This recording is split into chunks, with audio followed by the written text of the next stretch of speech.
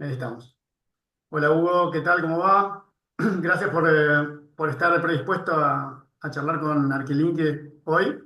Hugo Koisman es director de Branson, ¿no? Branson, correcto. Perfecto.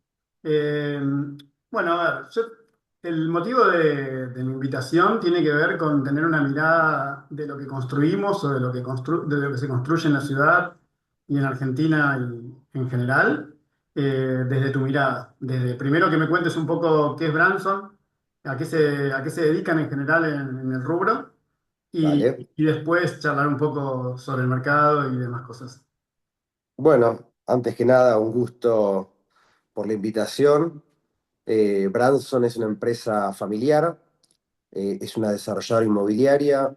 Nosotros lo que hacemos es todo el proceso de desarrollo de un emprendimiento inmobiliario, como dice su palabra, desde la compra del terreno, aprobación de planos, asesorías, bueno, todo el proceso hasta la construcción y la venta de las unidades. Sería un servicio punta a punta. Como desarrolladores, eh, contratamos a profesionales, contratamos a los ingenieros, a los arquitectos. Comercial, ¿cómo es ese armado que tienen ustedes? Nosotros somos una empresa pequeña en cuanto a personal. Tenemos toda la parte administrativa, toda la parte legal y contable. Después sí tenemos arquitectos. Tenemos 4 arquitectos trabajando con nosotros que trabajan en conjunto con los estudios que hacen el proyecto. Son los que hacen la Y bajada, digamos. claro, son los que saben, ¿no? Eh, y después, bueno, y después también están muy presentes en obra, más allá que también se contrata dirección de obra tercerizada. Tenemos gente propia en las obras para colaborar en todo el proceso de ejecución y de compras. Claro. Y a ver, vos como director, ¿cómo haces para elegir un proyecto que veas con posibilidades reales de que podés hacer una buena inversión ahí? ¿Y cómo lo elegís? ¿Cómo llevas adelante todo ese proceso de elección? Que me imagino que también estás acompañado por alguna gente idónea también en eso, o no sé cómo es. Contame un poco. Y el proceso básicamente uno, mediante relaciones o mediante intermediarios, eh, se nos presentan oportunidades de compra de inmuebles. Puede ser un terreno baldío, puede ser una casa, pueden ser 2 casas. Vamos armando el predio. Una vez que encontramos el predio que nos gusta de acuerdo al tamaño, de acuerdo a la ubicación y demás, nos apoyamos en algún estudio de arquitectura que nos haga una factibilidad de qué se puede hacer en ese predio. Y una vez que tenemos la noción de qué se puede hacer, más o menos uno ya tiene la gimnasia de cuánto cuesta el metro cuadrado, con los vaivenes de la Argentina, y más o menos tiene una idea de en cuánto se vende, por lo cual arrancamos con el proceso de negociación y futura compra del terreno. Eso te iba a consultar justamente, ¿cómo manejás ese riesgo que implica también, ¿no? Invertir en Argentina? ¿Cómo se manejan ustedes? ¿Cómo ves el momento hoy? ¿Y cómo lo manejaron durante las diferentes crisis? Vos me decís que tienen un montón de años en el mercado, con lo cual han pasado todas, me Y imagino. sí, tenemos más o menos un poco más de 20 años trabajando en este rubro. A mí la Argentina me encanta en general, me encanta para vivir y me encanta para hacer negocios. Es un país muy loco, pero esta locura que tiene y estos cambios de reglas cotidianas también le permiten a uno ser creativos y encontrar un nicho para poder eh, sacar un rédito. Es difícil, es verdad que es muy difícil. Nosotros y todos los empresarios y comerciantes de Argentina nos vamos adaptando a los momentos. Eh, lo que yo aprendí es no mirar la foto de hoy, sino mirar la película o mirar la foto del futuro. Entonces, cuando voy a comprar un terreno, no miro cuánto cuesta el costo de construcción hoy, ni cuánto cuesta el precio de venta, ni cuánto vale, perdón, sino que trato de estimar de acuerdo de vuelta, a mi olfato de cuánto debería costar el costo el día de mañana y en cuánto se podría vender el día de mañana. Si uno hace el negocio, toma la decisión con la foto de hoy, no hace nada, directamente se queda en casa eh, haciendo otras cosas, pero siempre hay posibilidades de hacer negocios. Eh, lo bueno es que hoy en día la tecnología está haciendo más fácil el tema de los negocios en general.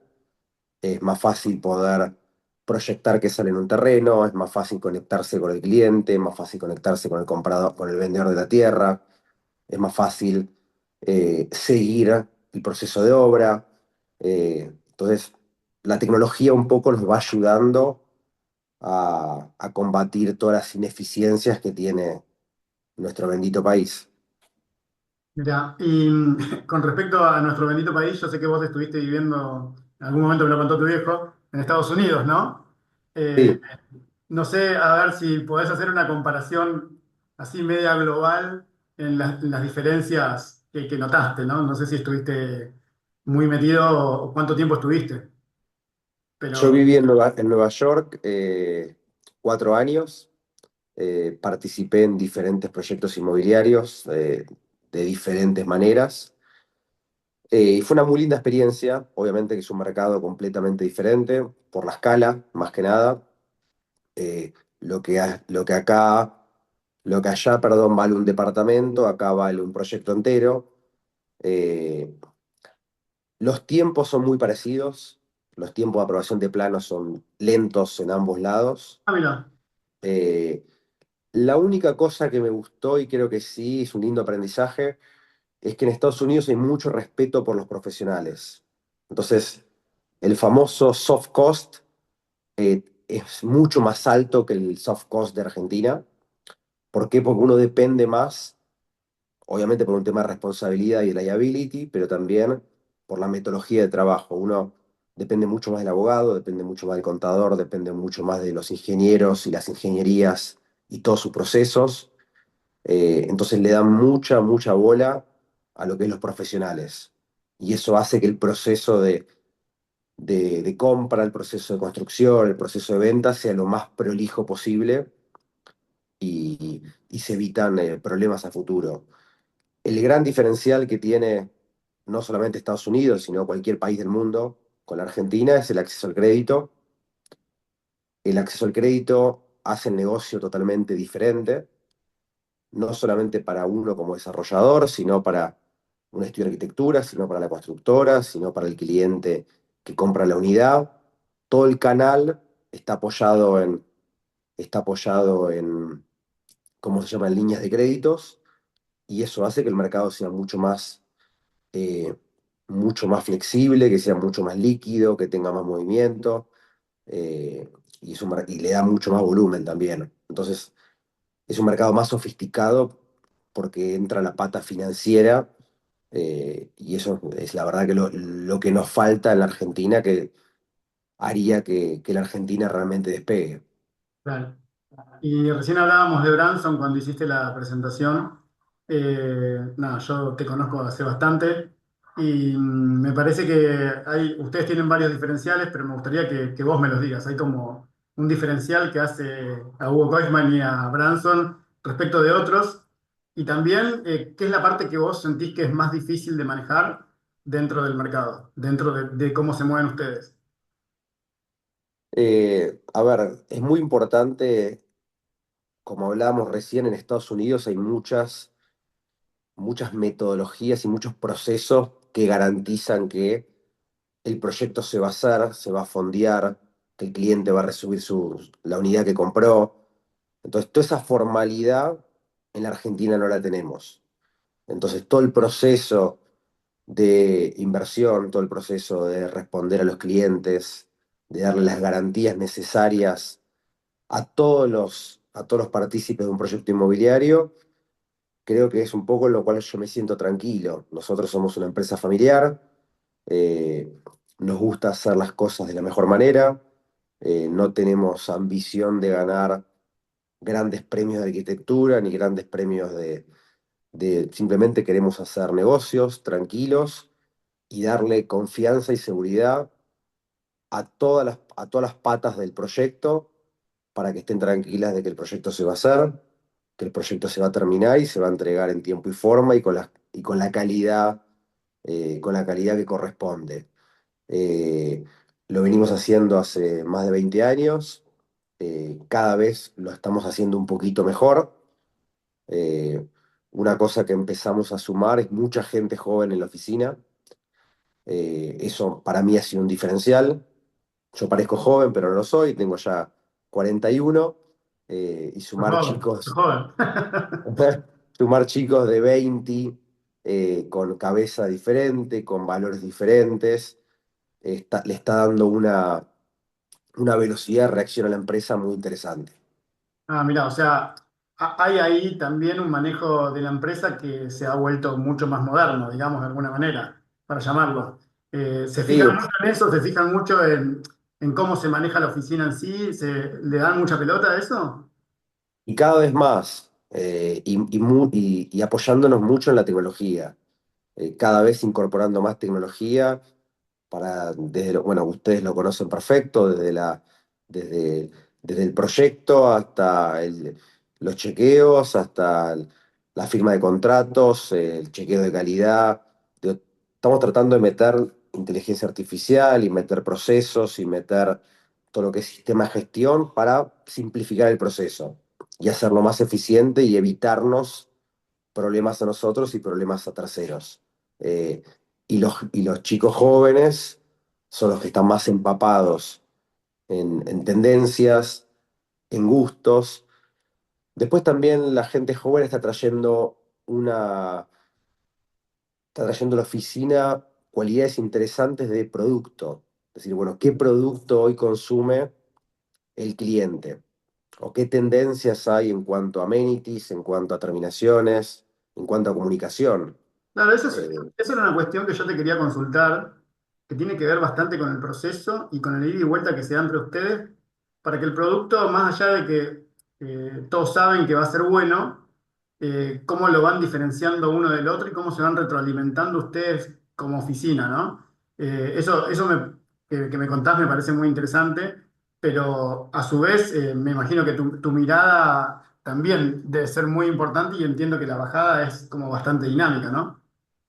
sí, a ver, volviendo al principio de la charla, cuando uno planifica un edificio como el Ex, eh, tiene la posibilidad de imaginarse, tiene la posibilidad de ser muy creativo, porque tenés un montón de metros, un montón de altura, un volumen para divertirse. Después cuando ya estás en un terreno mediano, grande, pero en una zona tradicional de la ciudad de Buenos Aires, donde no puedes jugar en altura, no puedes jugar en volúmenes y demás, es más acotada la creatividad que uno puede tener. Lo que yo aprendí con el tiempo es a delegar. Estoy tratando de delegar lo máximo posible ese proceso decisorio. Obviamente que en ese proceso sí hay consultas, me preguntan qué opinás y demás, pero trato de que la iniciativa venga por parte de tanto de los estudios de arquitectura como de la gente de la oficina, eh, y dejarlos volar un poco. Después obviamente que uno baja a tierra, ¿no? Las ideas que son muy extravagantes, pero creo que el input en vez de darlo uno que lo dé otro es un buen comienzo para el proceso. Claro, claro, me imagino. Y yo pensaba un poco, no sé, para el inversor, no sé si se manejan con la misma cartera de hace muchos años o no, pero lo difícil que a veces resulta invertir en algo en Argentina teniendo en cuenta que la construcción es algo que lleva, no sé, entre 5 o 7 años, a veces hasta te puede llevar mucho más, en el mejor de los casos te llevará 2 años, que es lo que te dicen cuando arrancás, pero ¿cómo te manejás con el tema de la confianza, ¿no? O sea, yo entiendo que vos al que va a invertir tenés que darle esa confianza. ¿En qué se apoyan ustedes más allá de los años y de eso? No sé, a ver, contame un poco cuál es esa magia de llevar a una persona a invertir en algo que, bueno, nada, en Argentina a veces se hace mucho más complicado. Sí, a ver, como dicen un poco los americanos, uno tiene que poner skin on the game, digo, uno tiene que poner capital, tiene que participar. Nosotros siempre que hacemos un proyecto, nosotros somos los que compramos el terreno, somos los que llevamos adelante el proceso, sumamos inversores, sumamos compradores, pero es más como una cuestión más satelital, si se quiere. Eh, lo que tiene interesante el real estate como activo, digo, es un activo como cualquier otro, eh, primero principal que es ilíquido y tiene lo bueno y lo malo. Lo bueno del activo ilíquido es que uno no sabe cuánto vale, solamente sabes cuánto vale cuando lo vas a realizar. Entonces, todas las fluctuaciones del país, que suben los bonos, las acciones, que el riesgo país y demás, vos no tenés una pantalla que lo ves cotidianamente. Entonces, eso a la gente le da tranquilidad que sabe que es un activo que habitualmente en la historia de Argentina ha crecido en valor, salvo algún vaivén que haya habido. Entonces, esa primero es la tranquilidad del activo, el activo que lo vas a tener, el activo que lo vas a tocar, que eso es lo lindo del desarrollo inmobiliario. Eh, y segundo, lo que uno aporta es un proceso que sea tranquilizador para el inversor y para el comprador. Nosotros, cuando hacemos un proyecto, compramos el terreno e invitamos a los inversores o los compradores posteriormente de la compra del terreno. Entonces, uno cuenta, mira, yo empecé con esto, yo estoy participando, ahora es momento de empezar a fondear la construcción y para eso uno necesita vender unidades. Entonces, uno sienta las bases del proyecto y le da tranquilidad que uno está igual o más metido que un tercero. Eh, y segundo, nosotros más allá de que tenemos capacidad de hacer muchos proyectos, en el sentido de que lo tenemos armado bien en la oficina, tratamos de ser cautelosos en la cantidad de proyectos que encaramos al mismo tiempo. No hacemos más de lo que nos deje de estar tranquilos. Uno tiene que saber que si empieza un proyecto y por H o por B no se vende, o los costos aumentan mucho, uno sabe que tiene que poner la mano en el bolsillo y terminar la obra. Entonces, ese tipo de cuestiones dan tranquilidad y creo que son importantes. Y después otra cosa que también hacemos es cuando arrancamos un proyecto, cuando sabemos que lo tenemos fondeado, o lo tenemos fondeado por nosotros, por terceros, hacemos un mix, eh, entonces sabemos que no nos vamos a meter en un problema y esa es la comunicación que le damos al inversor. Prometer una rentabilidad, uno no lo puede hacer, sino lo que puede hacer es estimarla. Entonces lo que comunica es, quédate tranquilo que el edificio se va a hacer. Después, la rentabilidad del proyecto, ese es un tema aparte que dependerá de factores externos, pero que se va a hacer en tiempo y forma, eso es la comunicación que se da para que la gente pueda entrar y pueda pasar el proceso de una manera tranquila. Claro, sí, sí, me imagino, da mucha previsibilidad el hecho de que ustedes hayan construido tanto también durante tantos años, me imagino, ¿no? Eso es como que el primer paso para llegar para que llegue el inversor. Después de todo el camino que le haces transcurrir vos, hace que, bueno, que todo eso se transforme en realidad. Y Sí, y también una cosa interesante es ser coherente. Y la coherencia va por el lado de, nosotros, por ejemplo, cuando salimos a vender a precios de mercado. Entonces, capaz a un inversor me dice, mirá, me están ofreciendo tal departamento, tal metro cuadrado, un 20% más barato. Entonces le digo, mirá, mi coherencia es que yo te lo vendo un valor en el cual yo voy a poder ganar plata, voy a poder hacer la obra y vos vas a poder ganar plata. Pero si yo te vendo en un valor que yo no voy a ganar plata, o que voy a tener problemas para hacer la obra el día de mañana, la verdad que no, prefiero no venderte. Entonces, claro, trato de ser cauteloso con eso. En el camino perdemos un montón de ventas. sí, no vender Eh, espejitos de colores, digamos. sí, no sé si llamarlo así, pero la verdad que tratamos de, obviamente que es una técnica de comercialización que no es la mejor porque pierdo ventas, pero bueno, trato de vender y sentirme tranquilo en el proceso. Y después vos me comentabas que ustedes trabajan con diferentes profesionales, entre ellos arquitectos, que es bueno, esta plataforma es de arquitectura, así que justamente me interesaba eso también. Que en una de las charlas que tuve hace poco con unos colegas, charlábamos justamente eso, cómo elige un desarrollador a un arquitecto, cómo elige a uno de nosotros, cómo elige una empresa de arquitectura o a un estudio de arquitectura, en qué cosas te basás como para elegir los profesionales que trabajan con vos. Imagino que algunos ya laburarán hace bastante, con otros picarás un poco en algún proyecto, probarás. No sé, contame un poco ese proceso que tenés para elegir a los profesionales que trabajan con vos. A ver, yendo al proyecto, que es lo que ustedes son especialistas, nosotros tratamos, o en la historia lo que hemos hecho es trabajar con diferentes estudios. eh, no solemos casarnos con ninguno, sino que vamos tratando de trabajar algún proyecto con uno, otro proyecto con otro, y así y tener como un portafolio diversificado para no tener todo el riesgo, viste, en la misma canasta. Eh, Después también hay que ver, yo creo que hay muchos, estamos también ahora trabajando con algunos estudios más jóvenes o más, o de gente, sí, más jóvenes o más pequeños.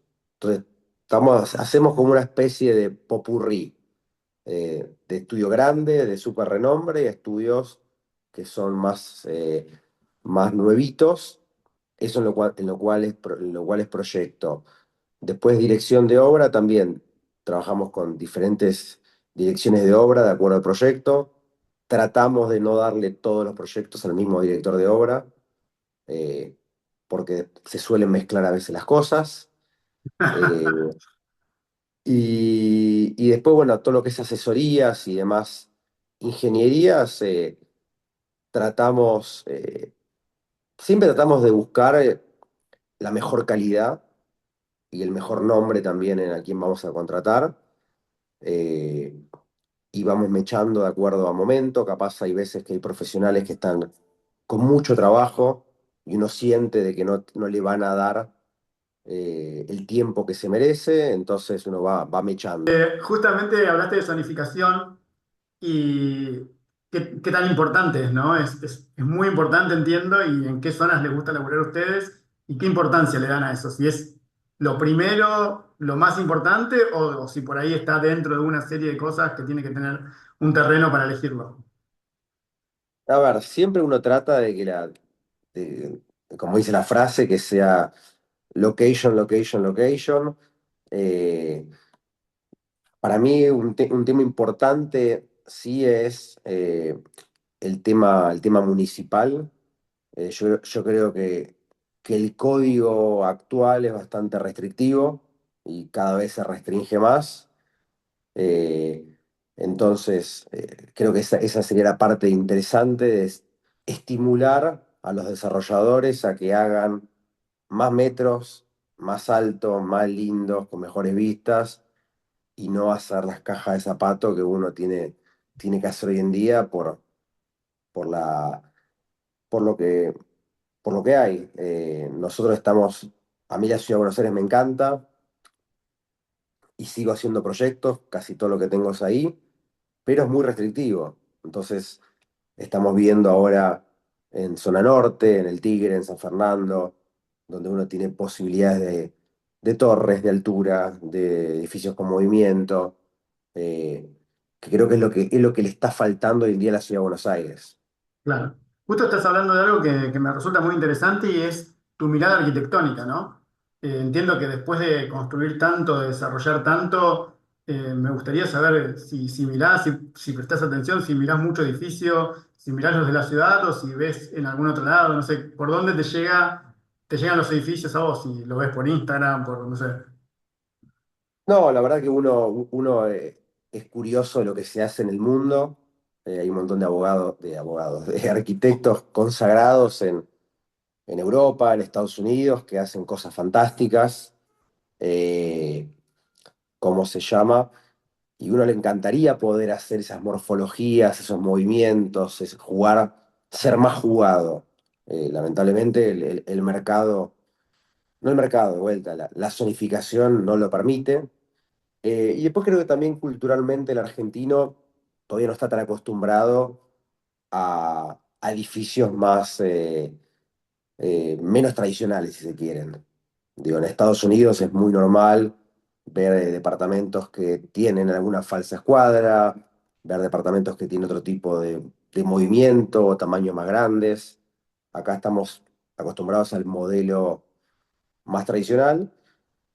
Y después una cosa que sí estamos mirando mucho y cada vez con más cariño es la posibilidad de comprar edificios existentes y reconvertirlos. Eso estamos mirando bastante en la zona de microcentro y la zona de macrocentro. Creo que hay una gran oportunidad en ese nicho para para hacer departamentos, especialmente para gente joven, para primera vivienda, a precios accesibles y y no en un lugar lejos, sino en un lugar tan céntrico y tan bien conectado como el centro de la ciudad. Claro. ¿Qué futuro le ves vos al centro de la ciudad? ¿Ves que haya cambiado cierta zonificación o que haya, porque después de pandemia fue bastante difícil, ¿no? Para el centro, para el microcentro en especial. ¿Cómo lo ves vos? Mira, hubo el año pasado, hace un par de años, hubo un movimiento por parte del gobierno de la ciudad en fomentar la construcción en el microcentro. Ese fomento ahora se terminó, no sé cuánto éxito tuvo, creo que el éxito no fue grande. Yo creo que tanto el microcentro como el macrocentro, o sea, Montserrat, San Nicolás, toda esa zona, va a crecer y va a crecer mucho, más que nada por el cambio de hábitos que uno tiene hoy en día.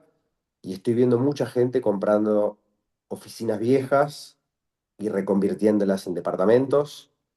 Eh, lo que sí faltaría es un incentivo, no impositivo, simplemente un incentivo de que uno pueda presentar planos para reconversión de edificios de oficina o hotelería a residencial de una manera mucho más rápida. Claro, Yo creo que ahí está el gran desafío, porque si uno tiene, digo, un plano hoy tarda bastante, pero si uno hoy tiene la posibilidad de arrancar una obra donde ya tenés el hormigón hecho, tenés los techos, las paredes, y puedes empezar a meterte a hacer obra, a refaccionar cuestiones sanitarias, eléctricas y demás, y puedes arrancar rápido, y entendés que el uso, el edificio no está preparado para un uso, sino que va a estar preparado para otro. Esto pasa mucho en Madrid, pasa mucho en Nueva York, pasa en Miami, pasa en todas las ciudades del mundo. Entendieron que el centro se había quedado y que hay que estimularlo. En la Argentina todavía estamos un poco lentos con eso. No, yo creo que todas las zonas de la ciudad tienen mucho futuro. Creo que no hay que irse, no hay que irse al sur cuando podés desarrollar, como dijimos antes, el microcentro, el macrocentro, podés desarrollar San Telmo, La Boca, tenés mucho para hacer ahí. No hace falta irse a Lugano o a Matadero, por decir algo. Pero creo que lo más importante es dar libertad. Y la libertad es facilidad en la presentación de planos, facilidad en los proyectos que uno quiere hacer. Eh, básicamente que el que ponga la iniciativa sea el desarrollador, no el Estado, y no el gobierno de turno. Yo claro, creo, y después obviamente el proceso tiene que estar acompañado con ampliación del subte, ampliación de colectivos, instalación de. Digo, por ejemplo, hay un gran caso que es el caso de Parque Patricios, que anduvo muy bien, pero a mi gusto tiene mucho más para desarrollarse. Y en vez de cambiar de zona e ir a otra zona, ¿por qué no enfocarse de vuelta en Parque Patricios? Digo, se desarrolló la parte de oficina, bueno, que se desarrolle la parte residencial. Entonces, hay un estímulo para que eso pase. Y una vez que se termina Parque Patricio, bueno, vas al siguiente barrio. Pero claro. tratar de explotar bien los barrios, en su máxima potencia sin tratar de picotear, viste, en diferentes lados y no lograr nada concreto. Claro, que mucho abarca, ¿no? Claro, Sería claro. como un poco la lógica. ¿Y ustedes hoy Eh, dónde están desarrollando, Hugo, en la ciudad? no- nosotros más que nada estamos haciendo en Corredor Norte, si se quiere corredor, digo, todo lo que es cerca de Corredor Libertador, eh, Belgrano, Palermo. la imprenta, ahora vamos a arrancar un proyecto en Recoleta, eh, dos proyectos en Recoleta, perdón, y estamos también viendo lo que te comentaba y avanzando con algún edificio en micro y macrocentro. Eh, Esos son los barrios más tradicionales donde muchísima gente está apuntando, mismo Núñez y demás. Eh, Y eso en general Porque es residencial, ¿no? Lo que están haciendo ahora. más que nada residencial, sí. Es que en algún momento eran bastante de hacer oficinas, ¿no? La época del A ex, mí- que fue hace bastante. no, a mí me encantan las oficinas. Hemos hecho, y a mí me gustaría seguir haciendo oficinas. ¿Y hoy en qué situación están las oficinas? Porque, bueno, nada, cambió bastante, ¿no? Post pandemia. Entiendo que todos están volviendo a la presencialidad y ya quedan pocos en home, pero no sé, ¿cómo lo ves vos ahí? Y mira, el mundo corporativo es muy particular, porque vos tenés lo que es corporativo de primera calidad, por así decirlo, que eso están dando muy bien. El otro día salió en el diario que Raxa cerró el alquiler con el JP Morgan, de una torre ahí en Núñez. Nosotros estamos teniendo muy buena ocupación y muy buenos alquileres en Lex. Corredor Libertador anda bárbaro. Eh, lo que está pasando es que los activos de buena calidad y los activos que ofrecen una linda experiencia al usuario funcionan bien. Los activos que no le dan esa experiencia al usuario son los que se vieron más complicados. Eh, entonces, subsiste lo muy bueno y lo muy malo está sufriendo, que es ahí donde hay que hacer el cambio este que hablamos de decir, bueno, este producto de oficinas no camina más, hay que convertirlo en otra cosa. Y la conversión natural es a residencia. Claro, claro, me imagino. Pero el año pasado y este año hubo mucho movimiento de oficinas. Eh, Básicamente lo que se vio es empresas tomando decisiones de agrandarse, decisiones de achicarse, decisiones de mudarse, decisiones de inversión, porque un alquiler es una inversión al fin y al cabo. Y otra decisión muy importante fue no solamente convencer al empleado o al colaborador a que vuelva a la oficina, sino que vuelva contento, eh, que vuelva y que pueda disfrutar del espacio donde está pasando la mayor cantidad de su tiempo. Y otra cosa importante cuando uno habla con empresas, con los inquilinos que uno tiene y demás, se habla mucho de eficiencia y hablan de que la eficiencia se vio disminuida de manera muy importante con el tema del home office. Claro.